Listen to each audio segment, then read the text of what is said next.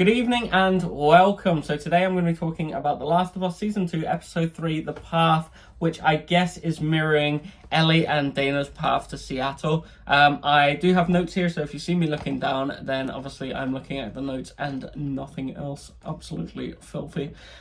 Big shout out to Stuart McMonigal. He is someone that I talk to about The Last of Us a lot. He's played the game, he absolutely adores the series, and he can point me in the right direction as well in regards to what certain things are called, and I'm sure after this review he will be more than helpful in regards to providing an insight into the Last of Us world.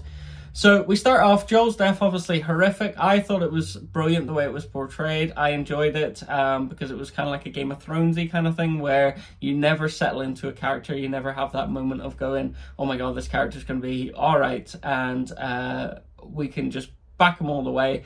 This isn't the case. They killed off Joel, and I was like, oh my god, episode 2 so soon, but it'll be interesting to see where it goes.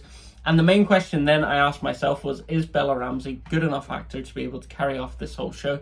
Now, I obviously don't know what's going to happen. I never played the games, and there's obviously a beat for beat that I've heard in regards to the story of this, and also the way the TV show's going, which is very good because obviously if people are very enthusiastic about the source material, then obviously it can lead to a great show, not like we've seen with Game of Thrones where the source material ran out. They created their own kind of linear path to where they wanted it to go, and it didn't turn out great, to say it mildly. So Ellie's suffering from PTSD after Joel's death. We get to see little segments and fragments of Ellie and how she's reacting to the death. And then also we get to see as well flashbacks of her seeing Joel's death, her screaming out in the air, and then also her own thing of mirroring it behind that kind of teenage kind of playful nature where it's like, yeah, obviously I miss him, but I'm not going to go into feelings, especially with the therapist.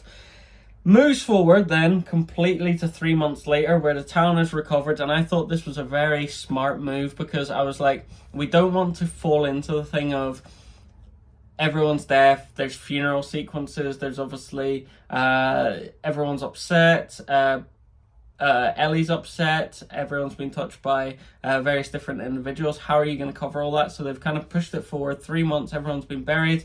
There's been that 3 month resting time of people being able to deal with their grief, and it isn't so fresh. So I thought that was a really good part of the show where you could spend 2-3 episodes on that, where I think where it's going to go is going to be Ellie doing a revenge mission to kill obviously Joel's killer. In 3 months then, Ellie and the therapist have talked about Joel. They've talked about the lie that he's mentioned, but she's unsure, the therapist, of what lie it was.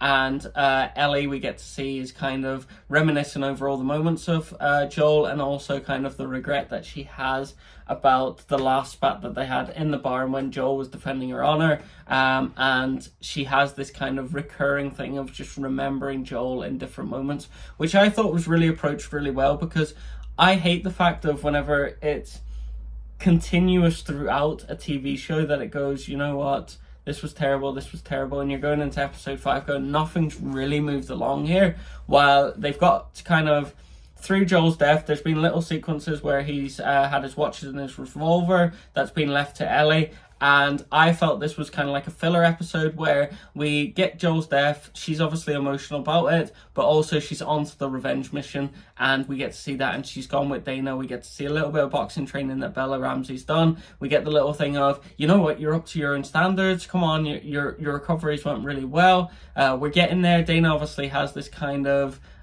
she's very smart, she's very intelligent, she knows kind of how to have her wits about her, and she's just a very intelligent person, and Bella seems to be kind of the fighter in the two.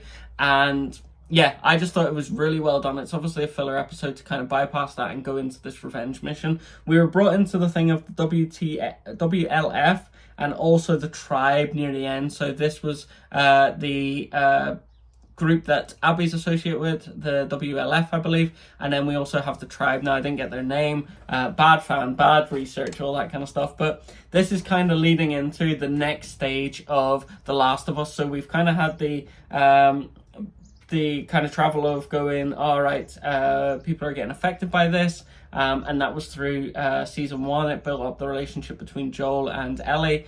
We got to see all these moments of how they were surviving, but now they're going out. They've been able to survive this, and now they're plotting against something, and it's essentially defending Joel's honor, which I enjoyed about, because I didn't want it to be survival. I wanted there to be a bit of something to it, and when you have the survival thing, everything's new. It's like, oh my god, what's that? Well, they're getting affected by that. There's the talk show. This has grown so far, how far it's going to go. And I think that's where possibly The Walking Dead got tiresome, because it was always zombies that were chasing after them, or tribes that were chasing after them, and they just could never settle in peace. And it just seemed a recurring episode each time, and it got stale and bland. While this is a revenge mission where you're rooting for Ellie to kill Abby because of what she done to Joel. Now, the interesting thing will be if we get to see from the perspective of Abby, because we got to see the flashbacks of the doctor being her father, also kind of like her upbringing. So it'll be interesting to see where they go with that, and will they humanize Abby, which I think could be a great thing, because obviously when you are chasing someone who's just known as a villain, there won't be any empathy with it, or as an audience member you won't have any empathy with it. But to see her upbringing, to see the struggles that she had, and also to see kind of the relationships that she had with her father will be very interesting. And the idea as well that Joel didn't really have to kill the doctor. Ellie wanted to be sacrificed so everyone would have the immunity. It was only his selfishness and also his own relationship with his own daughter, and she was gone, that he wanted to build that with Ellie. That's what I believe anyway. The council decline that they should go after Abby, and obviously this builds into Ellie and Dana going to Seattle to seek out what is going to happen.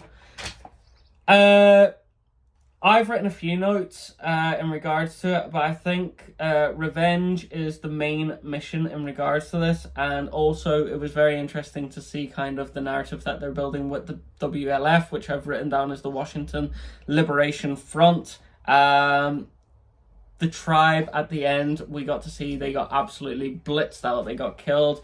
There was just basically a mass shooting, and we got to see the little girl with the hammer. And you kind of seen the difference in artillery, where this tribe was very much like a tribe that had never developed any weapons above a hammer, above possibly like knives, all that kind of stuff. And these are just coming in with tanks, guns, and we get to see kind of the full force of it.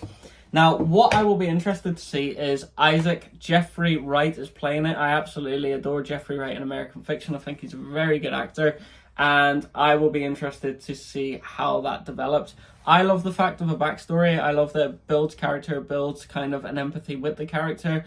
That's why I said about Abby. I hope that they build that, so then it's not just Ellie seeking out revenge for Abby. Abby's dad was killed by Joel, so obviously there's an empathy there. But I think once it goes into kind of developing that character of Abby, or understanding Abby, then it'll be very hard in regards to a moral compass of, is Ellie in the right, or is Abby in the right for killing Joel, 1-for-1 kind of thing? Or is Ellie in the right because she's going for the revenge? Abby should never have done it, and Joel did what he did to save her, essentially. So that's the kind of dynamics, and that's where I think The Last of Us really needs to head into, where you're hit into a moral compass of going, fucking hell, I was all for Ellie, but I don't know now if I enjoy Abby, because I don't know what's going to happen.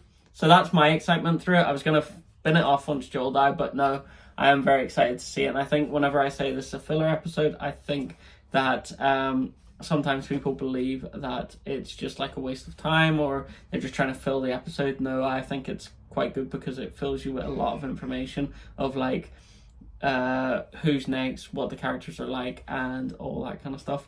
Big shout out to Stuart McMonagle. He is very good with informing me in regards to mistakes that I make on this, and also just little discussions about The Last of Us. He played the game, he's a big gamer, he's a big Last of Us fan, and yeah, fair play to him. Thank you for watching. If you did enjoy this, then give it a thumbs up, give myself a subscription, and yeah, I enjoy talking all things TV shows, films, and various other things. Thank you, bye bye.